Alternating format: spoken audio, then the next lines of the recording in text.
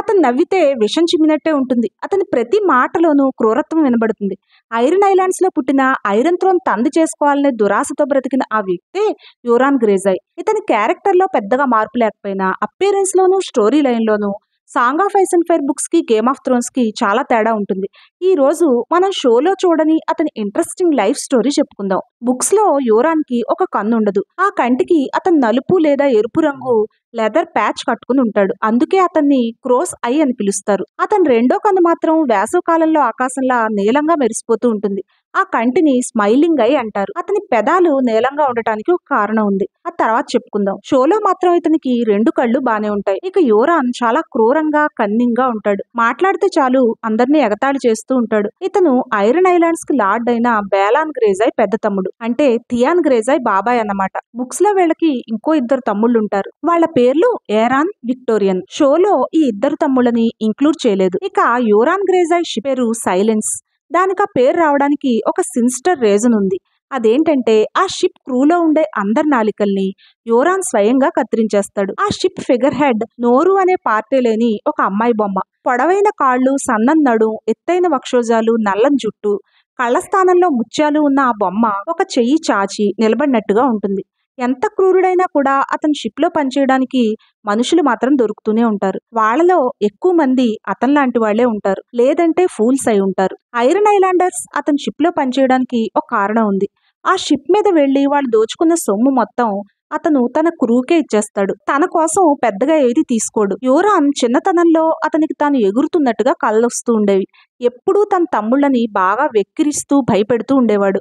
Roberts rebellion నాటికి యోరాన్ తన 20లో ఉండేవాడు. యోరాన్ తన అన్న బేలాన్, తమ్ముడు విక్టోరియన్ తో కలిసి రాబర్ట్స్ రెబిలియన్ లో రాబర్ట్ వైపు పోరాటం చేశారు. ఆ పోరాటంలో రాబర్ట్ గెలిచి రాజు అయ్యాక తిరిగి ఐరన్ ఐలాండ్స్ కి వెళ్లిన బేలాన్ తనను తాను ఐరన్ ఐలాండ్స్ కి కింగ్ గా ప్రకటించుకున్నాడు. తమ రాజ్యం ప్రత్యేకంగా కావాలంటూ కింగ్ రాబర్ట్ మీద తిరుగుబాటు చేశాడు. ఆ తిరుగుబాటుని గ్రేజాయ్స్ రెబిలియన్ అంటారు.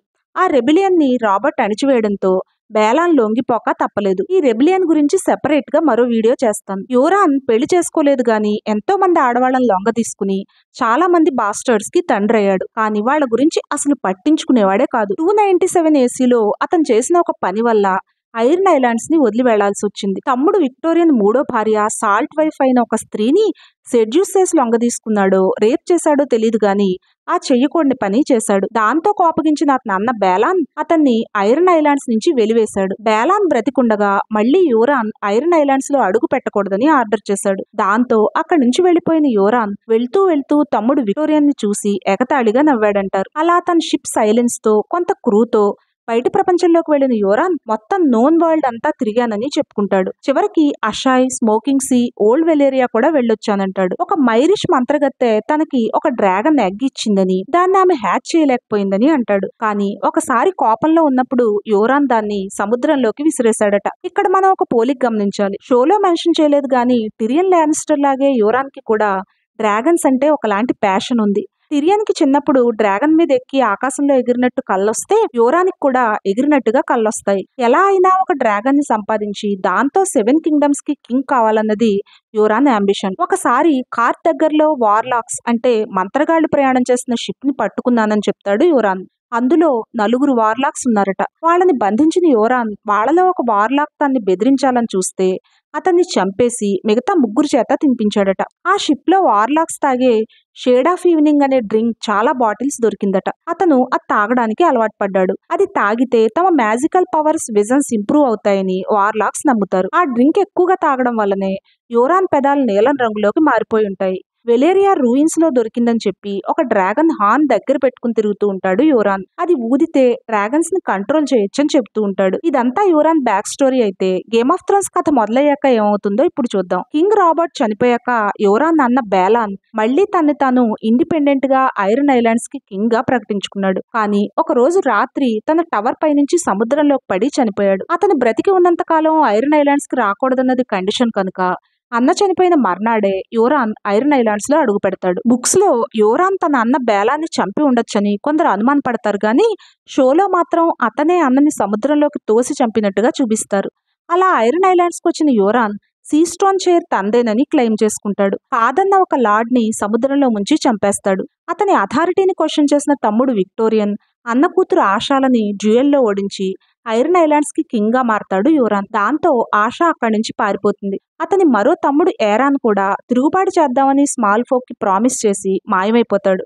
డ్రాగన్స్ ని సంపాదించి వాటితో బాండ్ అయ్యి ఐరన్ ఐలాండర్స్ కి ఐరన్ థ్రోన్ ని స్వంతం చేస్తానని గొప్పలు చెప్పిన యోరాన్ ముందుగా దగ్గరలో ఉన్న రీచ్ మీద దాడికి దిగుతాడు. అక్కడ వాళ్ళని బందీలుగా పట్టుకుని ఎస్సోస్ లో స్లేవ్స్ గా అమ్మాలన్నది అతని ప్లాన్. ఒక కన్నింగ్ ప్లాన్ వేసి షీల్డ్ ఐలాండ్స్ మీద దాడి చేసి వాటిని ఆక్రమించుకుంటాడు. Shield islands 4. వాటిలో ఒకటైన ఓకెన్ షీల్డ్ ఐలాండ్ లో తన విక్టరీకి చెందిన సెలబ్రేషన్స్ ప్లాన్ చేస్తాడు. అక్కడి లార్డ్ అయిన హంఫ్రే హెవెట్ ని బంధించి నోట్లో గుడ్డలు కుక్కి తన పక్క సీట్లో కూర్చోబెట్టుకుంటాడు. హంఫ్రే హెవెట్ కూతుళ్ల చేత మనవరాళ్ల చేత బలవంతంగా తన సైన్యానికి డ్రింక్స్ ఫుడ్ సర్వ్ చేయిస్తాడు. హంఫ్రే హెవెట్ బాస్టర్డ్ డాటర్ అయిన ఫాలియా ఫ్లవర్స్ ని తన లవర్ గా చేసుకుంటాడు. ఆమె సలహా మీద అక్కడ నోబెల్ ఉమెన్ చేత నేకెడ్ గా తన సైనికులకి డ్రింక్స్ సర్వ్ చేయిస్తాడు యోరాన్. ఇప్పుడు అతని ఎయిమ్ ఎస్సోస్ లో ఉన్న డెనేరిస్ టార్గెరియన్. ఆమెను కలుసుకుని ఏదో విధంగా ఆమె దగ్గరున్న డ్రాగన్స్ ని తీసుకుని తిరుగుబాటు చేసి ఐరన్ థ్రోన్ మీద కూర్చోవాలన్నది అతని ప్లాన్. కానీ అంత కష్టమైన ప్రయాణానికి అతని సైన్యం సిద్ధపడదు. దాంతో తప్పనిసరి తమ్ముడు విక్టోరియన్ ని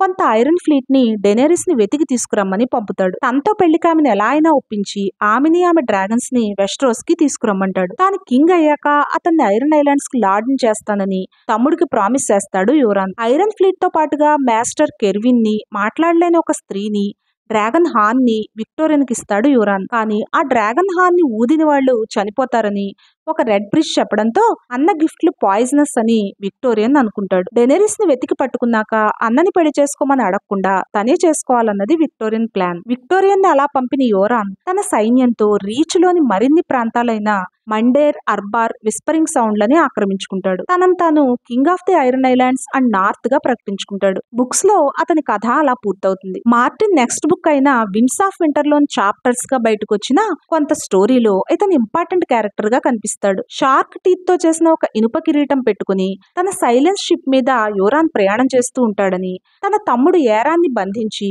అతని చేత షేడ్ ఆఫ్ ఈవినింగ్ తాగిస్తాడని, అతన్ని తన షిప్ ముందు కట్టేయిస్తాడని మార్టిన్ రాసినట్టుగా ఇన్ఫర్మేషన్. షేడ్ ఆఫ్ ఈవినింగ్ తాగిన యోరాన్ తమ్ముడు ఏరాన్ కి కొన్ని విజన్స్ వస్తూ ఉంటాయి. అందులో యోరాన్ స్కల్స్ తో తయారు చేసిన థ్రోన్ మీద, తర్వాత రక్తంతో తడిసిన ఐరన్ థ్రోన్ మీద కూర్చున్నట్టుగా కనిపిస్తుంది. ఆ థ్రోన్ స్పైక్స్ కి గాడ్స్ గుచ్చి ఉంటారు. ఇంకో విజన్ లో యోరాన్ అతనికి క్రేకెన్ షేప్ లో ముఖమంతా టెంటకిల్స్ తో ఐరన్ థ్రోన్ మీద కూర్చుని కనిపిస్తాడు. అతని పక్కన ఒక షాడో లేడీ ఉంటుంది. ఈ ఇన్ఫర్మేషన్ బట్టి మార్టిన్ రాబోయే బుక్స్ లో యోరాన్ కి చాలా ఇంపార్టెంట్ రోల్ ఉండేలా కనిపిస్తోంది.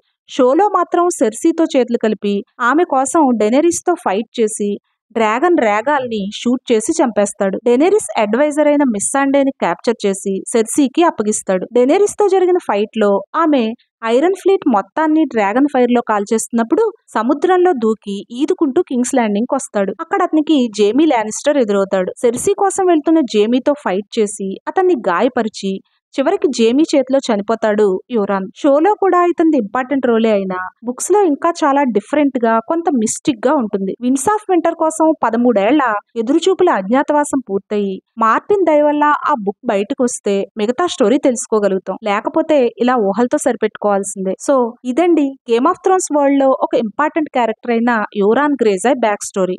వీడియోని తప్పకుండా లైక్ చేయండి. ఏరాన్ విజన్స్ లో అతని పక్కన కనిపించిన షాడో ఉమెన్ ఎవరై ఉండొచ్చో గెస్ చేసి కామెంట్ చేయండి. సెర్సీనా, డెనేరిస్సా, లేకపోతే మెలిసెండ్రానా? నెక్స్ట్ వీడియోలో సెవరెన్స్ సిరీస్ స్టోరీ ఎక్స్ప్లెయిన్ చేద్దాం అనుకుంటున్నాను. చూడాలనుకుంటే ఇప్పుడే నా ఛానల్ ని సబ్స్క్రైబ్ చేసుకోండి. మళ్ళీ మరో వీడియోతో కలుద్దాం. అప్పటి వరకు బై బై.